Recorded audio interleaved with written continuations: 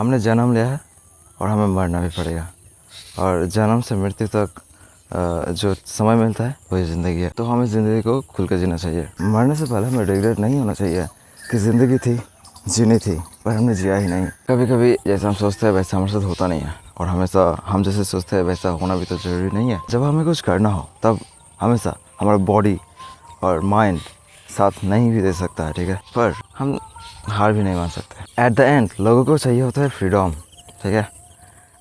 आपके सर पे अगर बोझ नहीं होगा तो आप बहुत खुश रहोगे, पर हम अपना फ्रीडम सेल कर रहे हैं, मतलब हम अपना खुशियाँ सेल कर रहे हैं। खुशियाँ बेचने से ज़रूर कम होता है, पर बांटने से बढ़ता है। आप दूसरों को खुशियाँ बांटो तो आप भी खुश रहोगे, एनवायरनमेंट आप क्रिएट कर ही लोगे एक हैप्पीनेस वाला, और आप खुश रहोगे।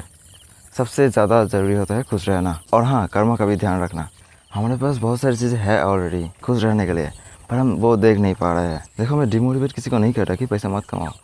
पैसा ज़रूरी होता है, कुछ ज़रूरतें होते हैं जो पूरे करने के लिए हमें पैसे की ज़रूरत पड़ता है, पर जिनके पास पैसा नहीं है उनको भी खुश रहने का हक है। तो मैं उन्हें कहना चाहता हूँ कि पैसे के बिना भी खुश रहा जाता है।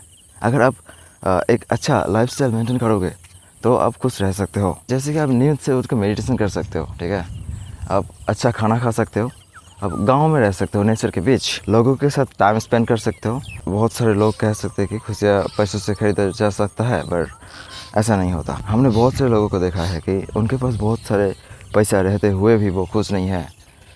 एक्चुअली खुश रहना एक प्रैक्टिस है, ये लाइफस्टाइल है, ये माइंडसेट है। हम नेगेटिव सोचते हैं इसलिए हमें बहुत सारी चीज़ों की कमियां खलती है। अगर हम पॉजिटिव सोचेंगे तो हमें दिखेगा हमारे पास बहुत कुछ है ऑलरेडी, और जो भी है हमारे पास हमें उस चीज़ों के लिए हमें ग्रेटफुल होना चाहिए। लोग सिर्फ पैसों के पीछे भाग रहे हैं, असल में हमें चाहिए शांति। आपको खुश रहने के लिए एक एनवायरनमेंट चाहिए होता है, और यू कैन क्रिएट दिस। आप क्रिएट भी कर सकते हो वो एनवायरनमेंट। ऐसे जियो कि मरने से पहले हम बोल सके उफ क्या लाइफ था यार, हमने जिया भी बहुत सही तरीके से।